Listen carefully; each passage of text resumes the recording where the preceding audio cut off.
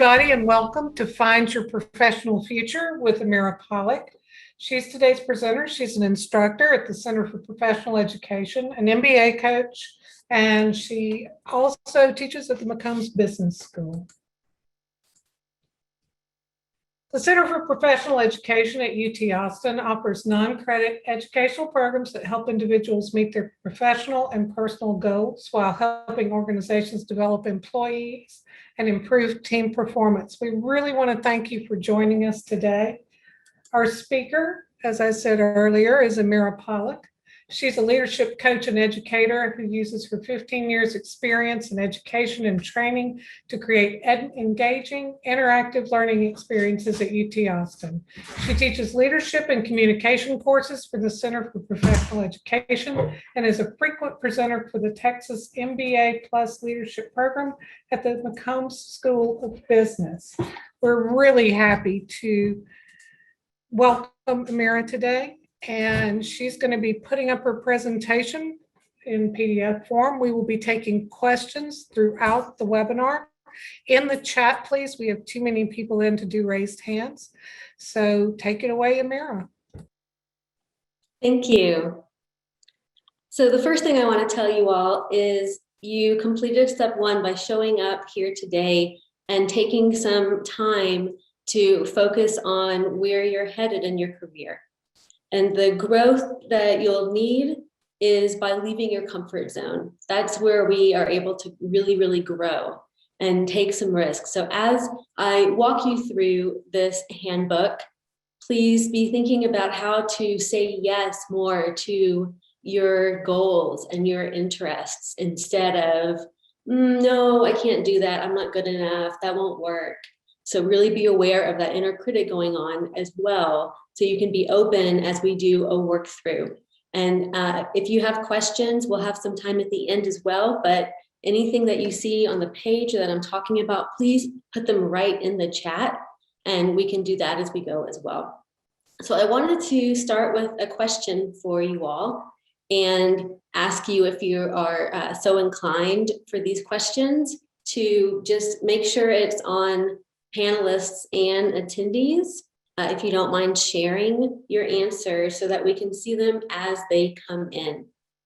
So the first question I have to get us thinking about this is, when you were a kid, what did you want to be when you grew up?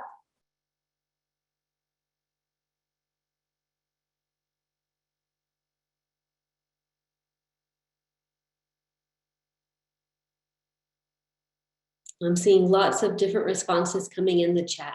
So maybe you haven't thought about this for a while, but I think it's important to look back and really think about what you wanted to be when you grew up. So as you're thinking about that, my next question for you is, would you still like to do that? Or are you doing that now or something similar?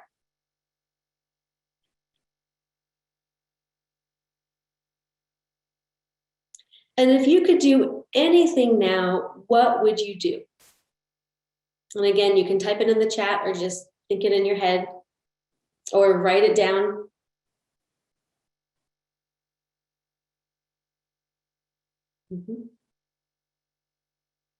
And lastly, before we jump in, what aspect of your job that you have now do you love the most? Or what aspect of the most recent job you had did you love the most? And about how much time weekly were you getting to do that thing?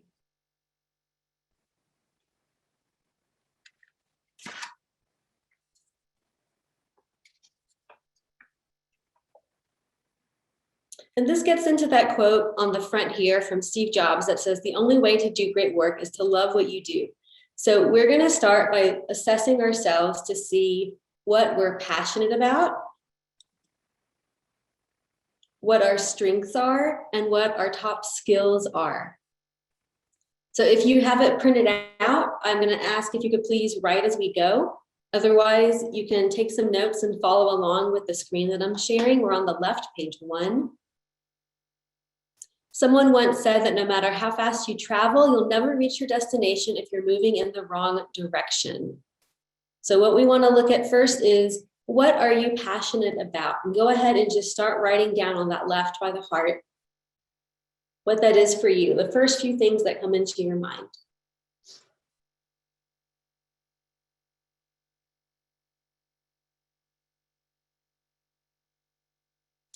And then when we're looking at strengths versus skills, you want to think about your top strengths as things that you're naturally good at, that you get better at just as you do it more.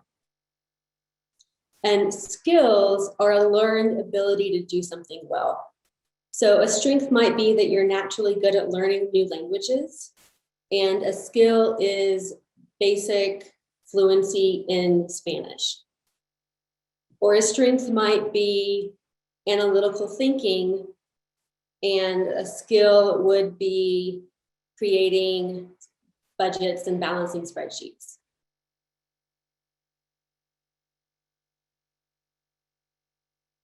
A strength might be connecting to others, and a skill might be coaching on a specific area. So think about what your top 3 strengths are. Try to write down at least one now, and then what those corresponding skills would be as well.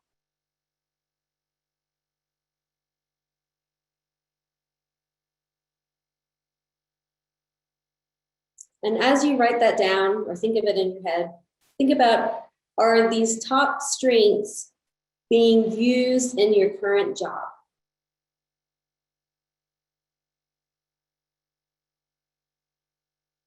Yes or no?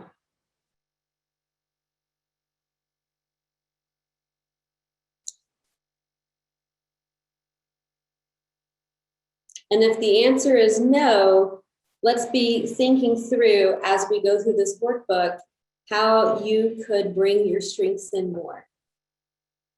So there's lots of different career areas you might be looking to move into. It might be a big pivot, it might be a big switch, but one thing that's really important to think about is also where you are right now. How can you incorporate more of these strengths into what you're doing on a day-to-day or weekly or even monthly basis?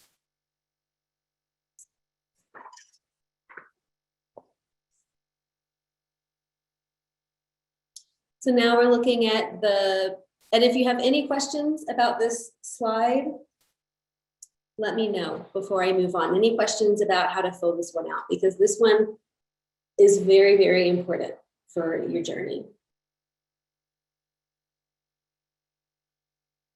Okay, I'm going to move on, but if you did have a question, we can go right back, because this is a double page, so we're still there. So the next one is looking at clarifying your values. Which of these core values resonate with you? And that's pretty straightforward, so I'm going to keep us going. My goal in having you work through this is so that it's less overwhelming than filling it all out on your own.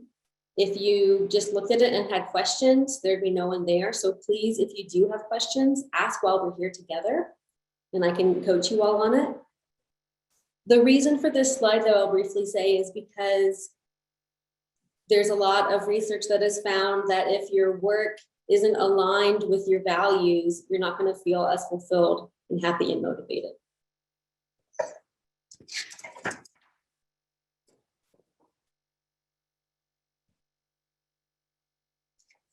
And then I'm going to go quickly through the third one as well, looking at what occupational areas interest you. So that's one you can do on your own.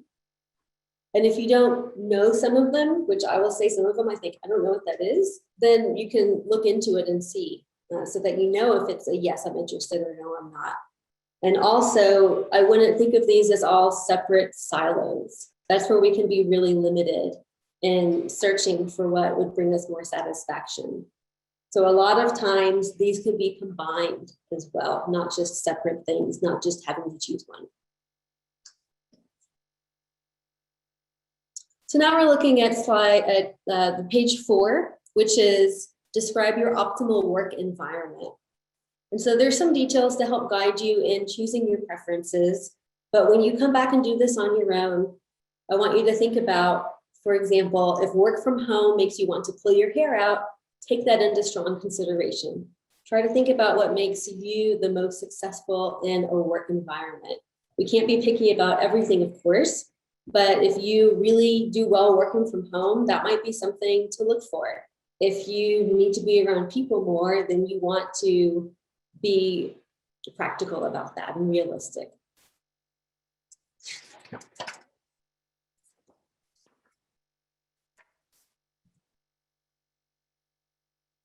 So now we're looking at writing your career story. Or we've heard it as lots of different ways, the elevator talk, the 1-minute pitch.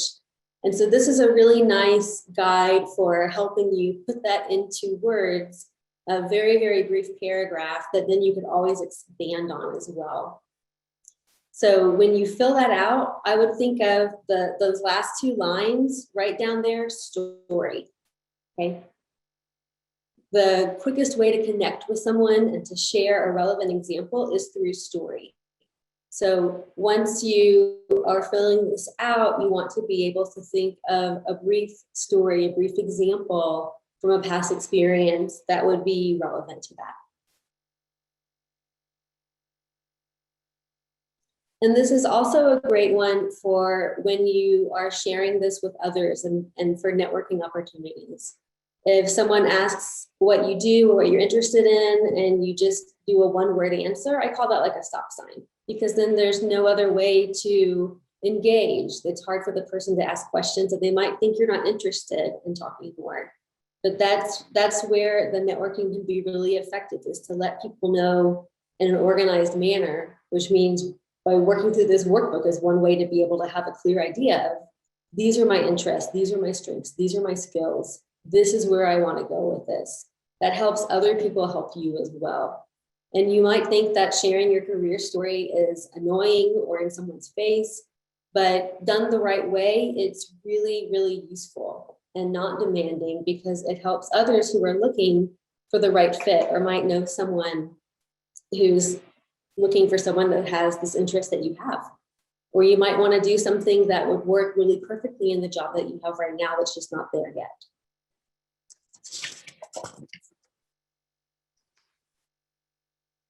So that brings us to number 6, explore your potential.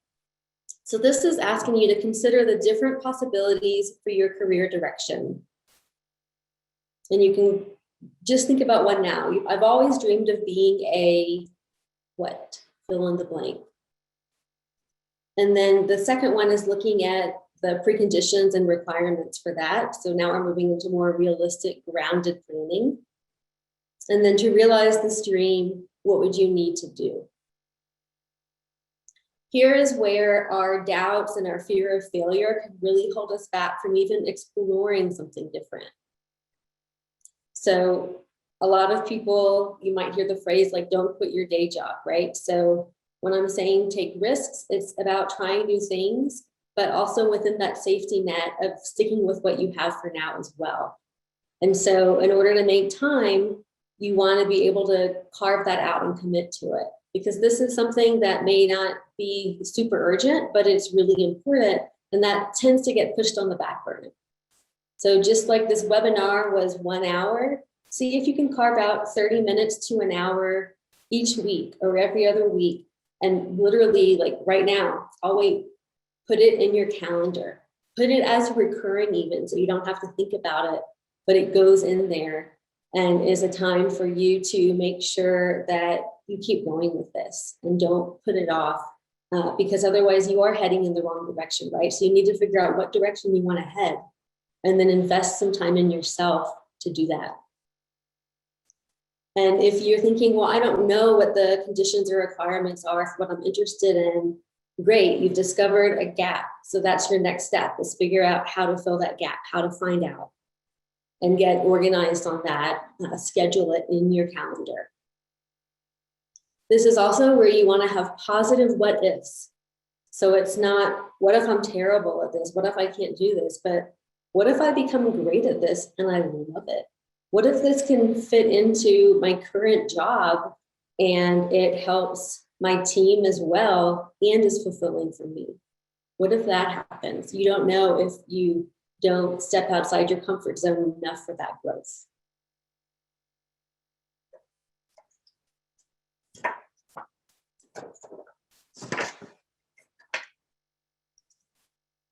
So now we're moving on to page 7.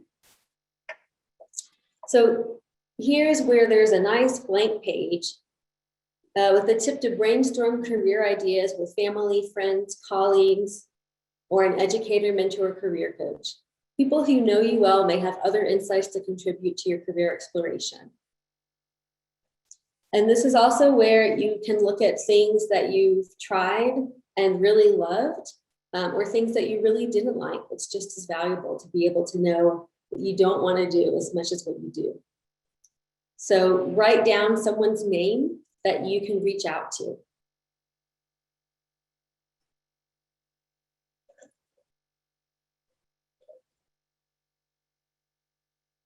Maybe there's someone at the same office as you, but in a different team or a different area.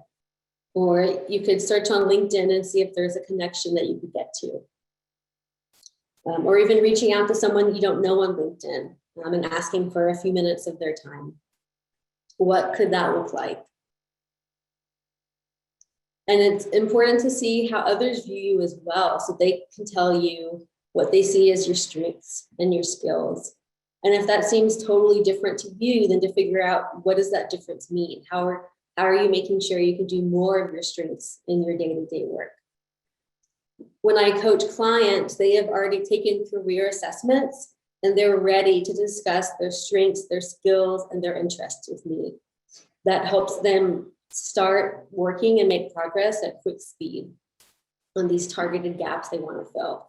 And there's a lot of assessments that are available for free as well, or self-paced courses that you can do through LinkedIn and many universities that are free. And so it's just a matter of scheduling that time and figuring out where you want to start, breaking it down so it's not so overwhelming that you can't get started. Start somewhere. And you can also explore this through leadership roles. If there's different groups within your company that you could join, or if there's ever volunteer opportunities. A lot of what I've learned about in my career span has been through volunteer opportunities as well, or saying yes to take on a side project or something like that. So you want to look and make sure that you're not saying yes to everything, but also that you're not limiting yourself. And realistically, it will be more time, but it can lead to something that's really fulfilling for you. And when you are sharing, if you're interested in a new job or something, obviously, I'm not saying tell your boss, tell everyone on your team, right? There's some companies that really, once you're in the company, they just want you to stay with the company. And it doesn't matter how much you move around. And others aren't like that. So you'll need to feel that out for yourself and then figure out, and even if it's just friends and family, who you want to let know that you're interested in something different and what that is. Otherwise, if people don't know, then you are limiting those networking opportunities. So I'll give you an example. When I was working in a full-time role, doing totally different things that I'm doing now. It was as an office manager and as an academic advisor.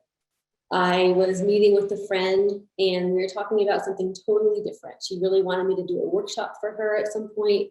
She liked my skill set. There was no workshop at all. She had no idea when it would form. It ended up being a year later. But from then on, I did a lot. And so we just talked about that. We had some coffee. And then just as I was standing up, as we were literally like saying goodbye, good to see you, I said, oh yeah, and I'm really interested in looking for something different. I'm more interested in focusing on these strengths. And she said, oh, I'm so glad you told me. And that led to me working for Macomb School of Business, which I've done for many years now. And probably I wouldn't have the position I have now with that if I hadn't just told her and then gotten connected to someone. And so it's really helpful to do those connections. And then once you get there, being able to clearly articulate your strengths and have the experience to qualify for the position. But that first step of getting there is just so tricky with this huge job market of lots and lots of people, very, very clustered.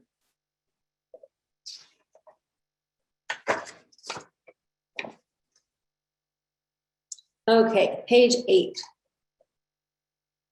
So once you're looking at some different career pathways and recommendations from others and sharing with others that you're looking, you can start to consider the pros and cons of each of the possibilities you've identified. And so here's some example of what that looks like, and then you can fill that in as you go. Also knowing that some of the career paths that aren't as favorable could still lead to something amazing. And so you also don't want to be so picky that you're saying no too much. So I'll give you an example. When I was an office manager, that was what was best for the team, that they had just lost someone soon after I started.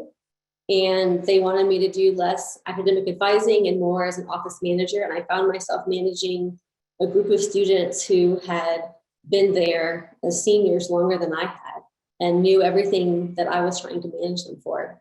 And so that was a huge learning curve. And I learned that I didn't love being an office manager, like at all. But because I was in that role, I was able to take this management essentials string of courses. And when I took those courses, I realized I really enjoy professional development. I want to be up there. I want to be the teacher, but teaching different things. And I don't know what I want to teach, but I want to do that. And so I volunteered to do student employee training. And it just continued from there that I networked and found more opportunities. They weren't paid to begin with, they were extras. And I didn't know where it was leading, but I pushed and I tried, and I got better as I went.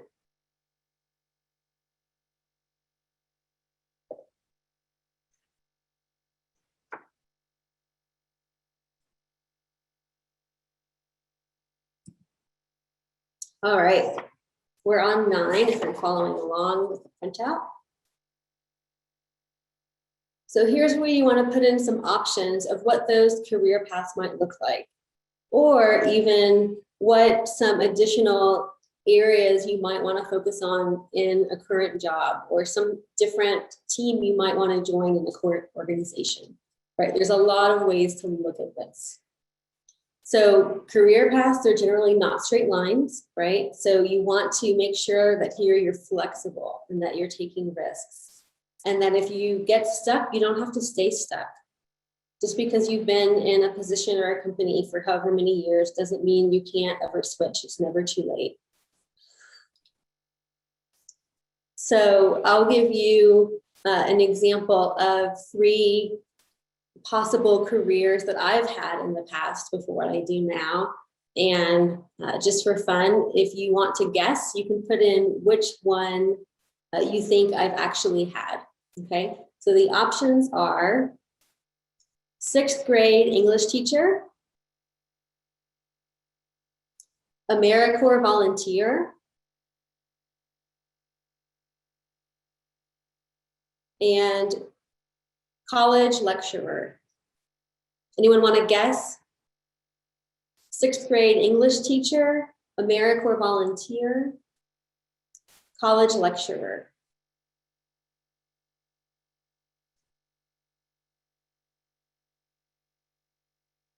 I see some guesses coming in.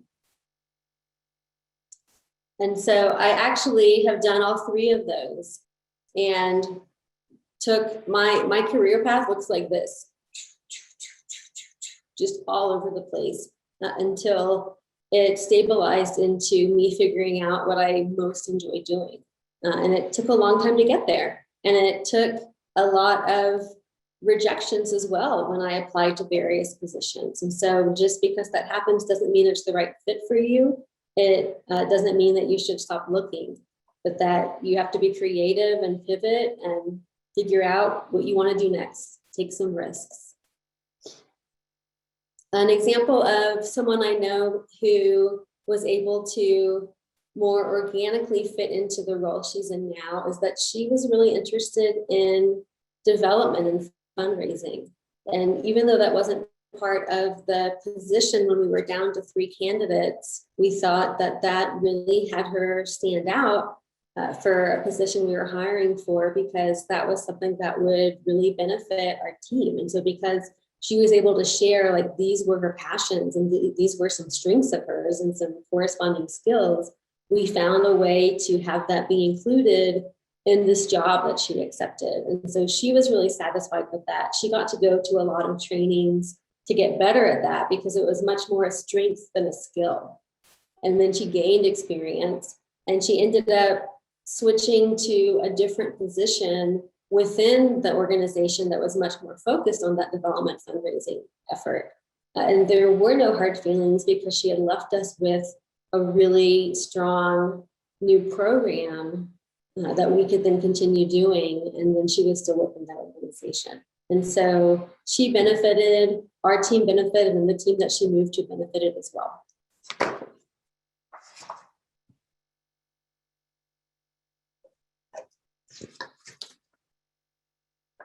So now looking at page 10, establish your objectives. Setting short-term goals is crucial to success. Okay, so the first thing I recommended is that you set aside time for even 30 minutes a week or so if you're able to. Just set that aside. You could wake up early in the morning, which the bonus is that you're less likely to get interrupted. If you do get interrupted, wake up earlier than that until you don't. Or it could be part of a lunch hour. And then when you do that, though, so you have the time set aside and maybe it just says career planning, then what do you do, right? That's not enough. And so this is a guide to help you with those goals so that it's not just, I want to write more or look for positions, but write for 10 minutes each week or write 400 words each week. Or I'm going to find 3 positions each week that look interesting to me. Like, what does that look like? And so this is a guide to help you get there.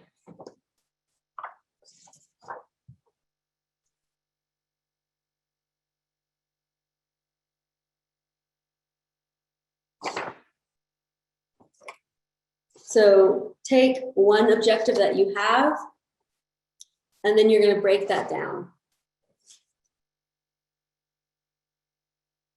So how do you begin? How do you end? What are your action items?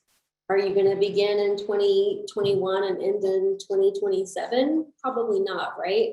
Like, how can you also make sure you have a timeline that builds momentum that works for you?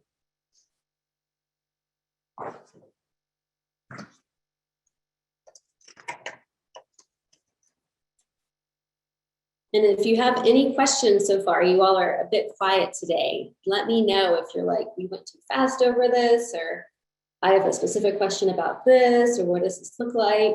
Just type it in the chat and I'm happy to answer as we go.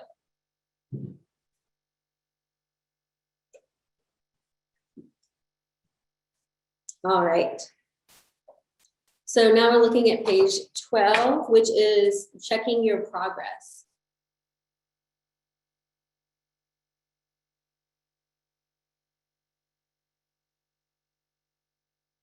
So when I got a comment that says that goals and objectives are used in the opposite way that this workbook says in someone's current field. And, you know, I think that's a good point to just think about making this work for you. When I do one-on-one career coaching, I always tell my clients there's always different frameworks and guides that you can have, and they're not all going to work great for you. And even the format of this, some of you might decide, I love this format. It's beautiful, it's organized, it helps me. And some of you might decide, this is not how my brain works. Like, I need to make a big list, or I need a spreadsheet. So it's whatever works for you is absolutely the best way to work through this.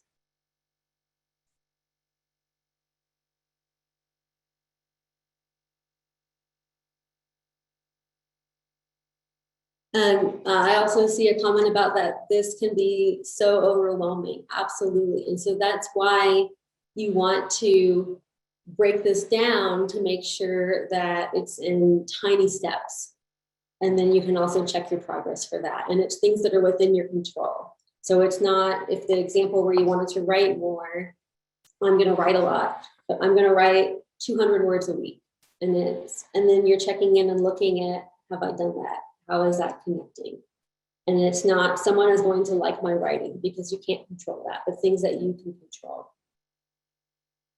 Just like if you tell a child to clean your room, at least in my experience, that can be very overwhelming. So it's step one is pick up all the clothes off the floor. If there's clothes everywhere, it's pick up the socks off the floor, and then checking in and breaking it down step by step. And so it really is the same thing here, is looking at starting somewhere. And if you're not sure where to start, you can just learn more about other people's jobs. You can take some free career assessments and learn more about what that says your strengths are and see if you agree. You can take some free LinkedIn or other learning opportunities and explore that. And then page 12 is the check-in, which is also super important so that you can make sure you're still on the right path. Maybe you've been learning about a bunch of different careers, or you've taken a bunch of trainings and you don't know what to do with them. So then here's where you want to be doing check-ins. And this is also what I would say, put it in your calendar now. So if you could do 30 minutes a week of career planning, then once a month, have a check-in in your calendar over the weekend if you need more time, or at the same time you normally would, to look at where am I in this? How can I make sure I keep going? And this is where you want to be curious. What am I interested in? What are my strengths? How can I ask people questions about this? And persistent also. If there is something you really are interested in, let people know, tell them about it. Offer to do something extra if it is directly related to your strengths. Find something that doesn't cost your team extra money for you to do. And say yes to yourself and to these possibilities to try things. If you're asking to take on something, or even maybe go to a training which costs money and you get a no, then be persistent and try to find a partial yes. Try to find something that you can do. There are so many, even more than ever before, webinars and courses and events going on. And even if you miss them, a lot of times they're recorded. And so you can always watch them on your own time, but you have to schedule it or that time is just gone. And you're looking at your phone and you're on social media. And so if you think you don't have time, try to take a really hard look at where you're spending your time now. And if there's anything that you can cut, even just 10 or 15 minutes a week to get going. And then these check-ins are really important so you can see where you are.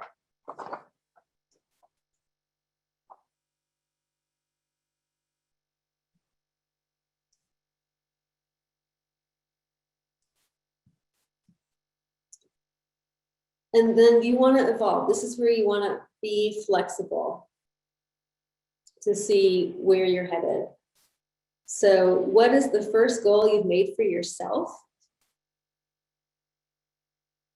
How will you prioritize it? We only get so many minutes of time in each day. That's finite. So what are you going to carve out for? And then also I would write down, how can you motivate yourself? Is that through family support, friend support? What does that look like? Maybe looking at the pros of something that you're really interested in. How can you stay positive? And then remember your why, the values from earlier in the workbook that you'll fill out, your strengths, your interests, things you're passionate about. Let that help be your motivation and your compass to go to. And I'll give you an example of making sure that you are not your obstacle and that you can say yes and get out of your own way, which so many clients I work with, that's the problem, is that inner critic, that holding yourselves back.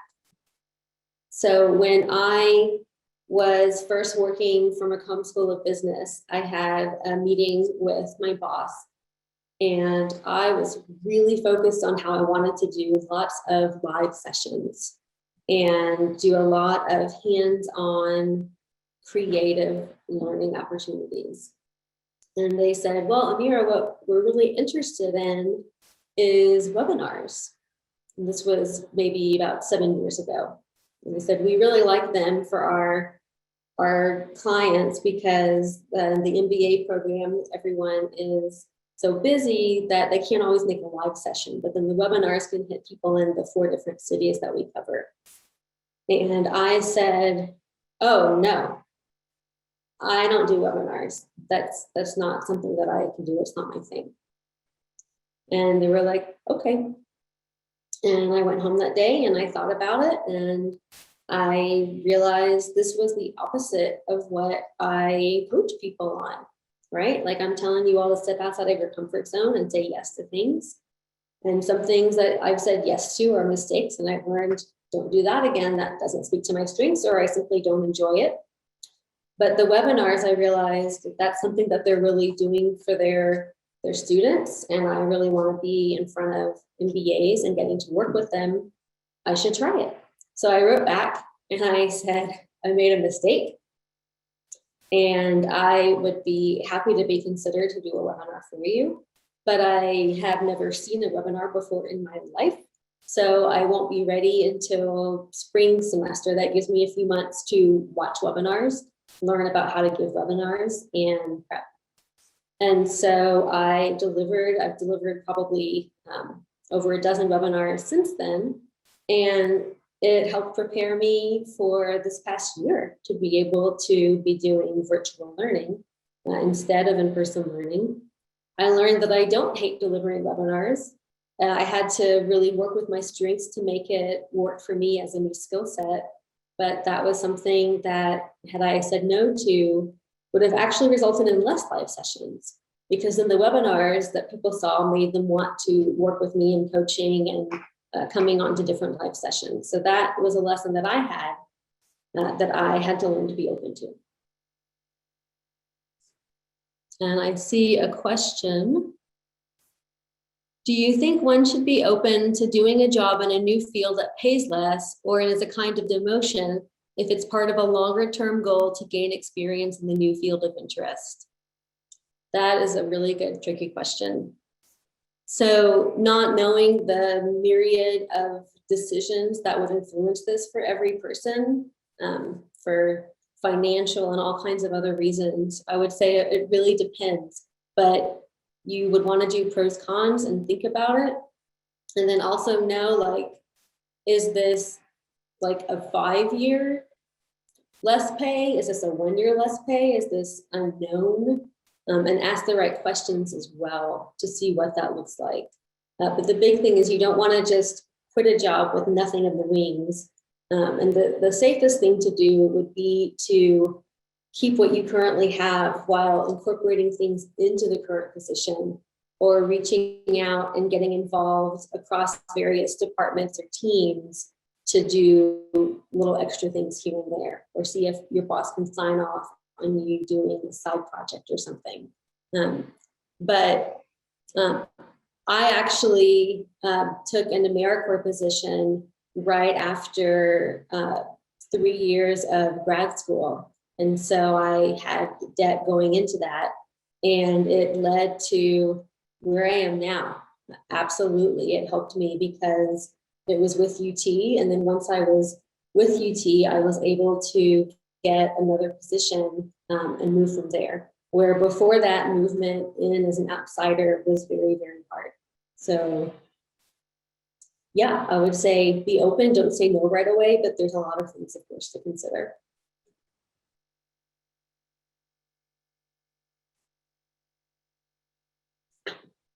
If you have other questions, put them in. Otherwise, I'm going to give you some more examples.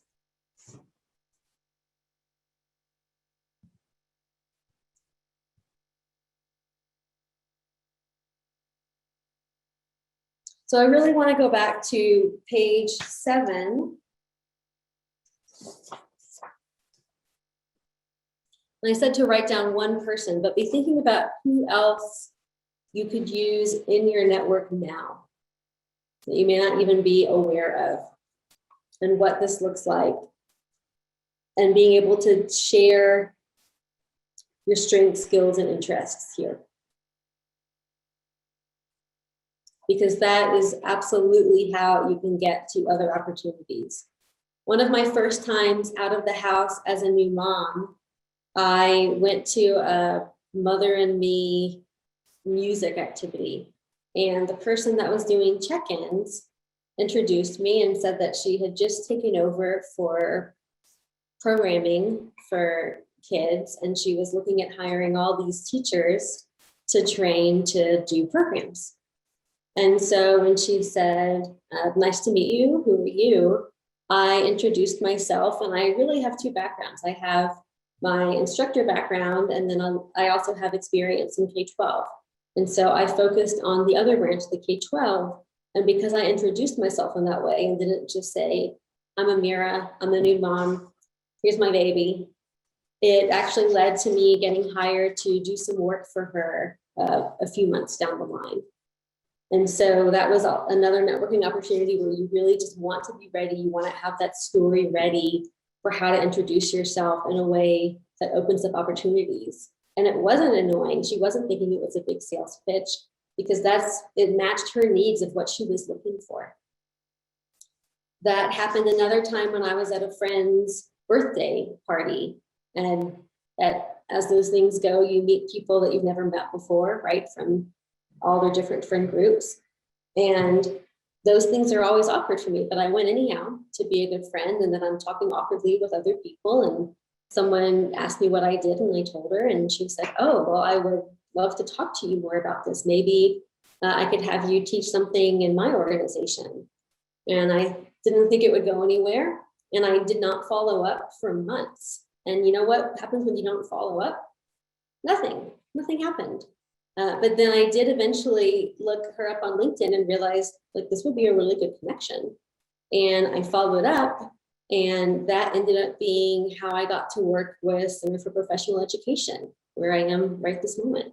And it's been incredibly fulfilling. I wanted to teach all these new courses, which I'm now teaching these courses. And when I first asked about it, well, they had never seen me teach. And my friend ended up having to have some time off, and she missed teaching a course. And she said, Amira, I'm going to see if they'll let you teach this course. And so I taught the course. It was not my favorite topic, but I did it. I got good evaluations, and then they gave me the green light. Then they thought, okay, you can teach the courses you want to teach, and we'll try it out. And so again, career journey, all up and down. Sometimes it's as simple for networking as picking up the phone. So when you're looking at your goals here,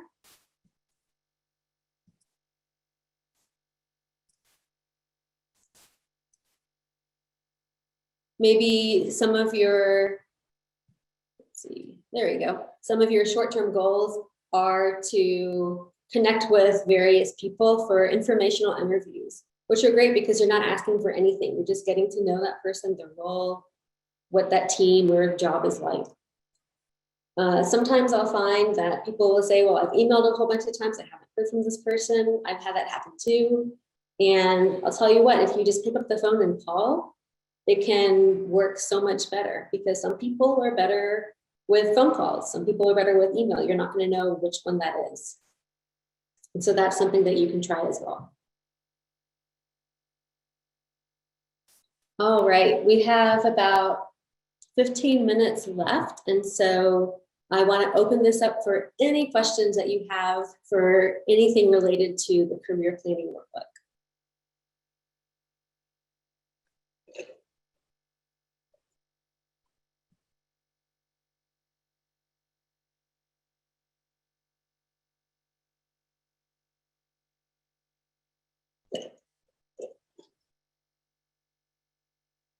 Or if you're already feeling stuck, if you want to share a goal or a short-term goal.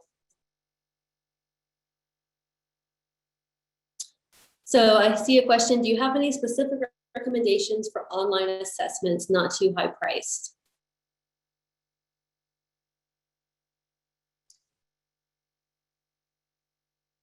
So that one, I would say there's a few I know of. There's a lot that are strengths-based, like Strengths Quest. There's also the 360 assessment is a really nice one. Anything that helps you understand how other people see you and view your work. I would say a free assessment that you can get is to simply ask someone that you trust for feedback. to say, what do you feel are my strengths? What do you feel that my skills are in the work that I do? And I would say someone that you trust, because you don't want to ask a whole team. That's too much. You could also ask in your organization if they already provide any type of in-house assessments or pay for various assessments.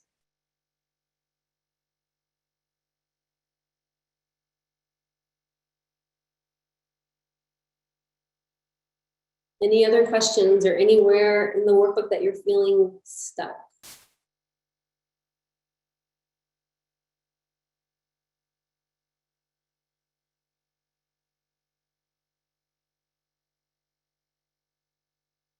How do you start a conversation with your boss about considering a career change if you feel like they might not support you? That's another good one. Okay, so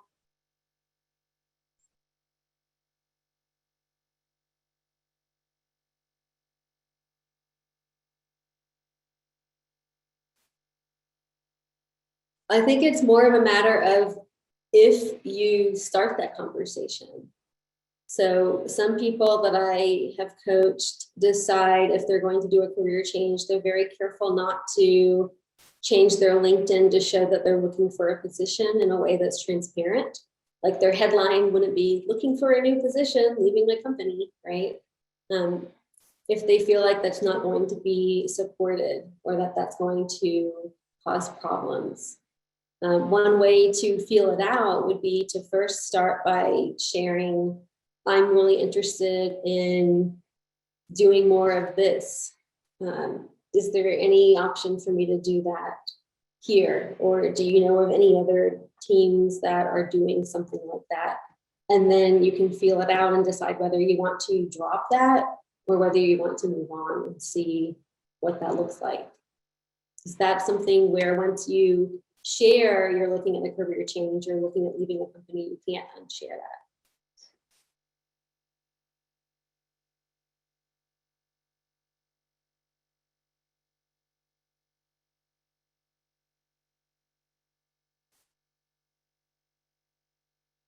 We have a suggestion being offered. One helpful thing I've been doing is joining Facebook groups related to the field I'm interested in joining. I see what are the common joys and challenges and even see announcements about professional development events. Yeah, absolutely. Social media is great for that. Liking, following different people, organizations on all the different social media areas. And then finding out about events as well, because there's so many right now. Or asking if you do have a boss that's supportive or a mentor. If you don't have a mentor, that's another conversation, but good to think about finding one. Then to find out what events that someone else would recommend that you join, instead of having to look all on your own. And then the things that you don't like, keep track of that too. You might have a different team saying, we really need help with this event. Can you help run the event? And you go and you run the event and you realize, I really don't like what I learned about event planning. I don't want to do that. Great, one less thing.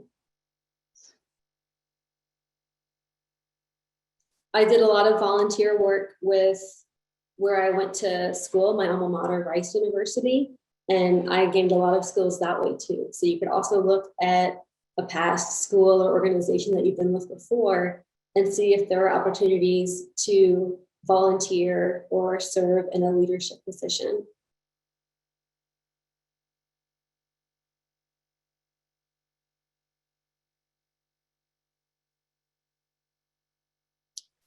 If there are no other questions and we end early, I hope you spend any remaining minutes committing to this workbook and spending more time. I think that's the best gift that you can have, is to get started and not wait. And you also can find me on LinkedIn, and I would love to hear about your journey and answer any questions there too.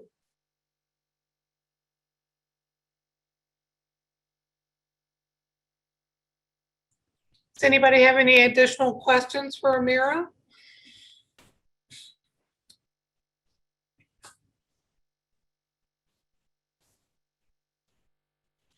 Well, thank you all so much for your time. I'm going to stop my screen share and turn it back over.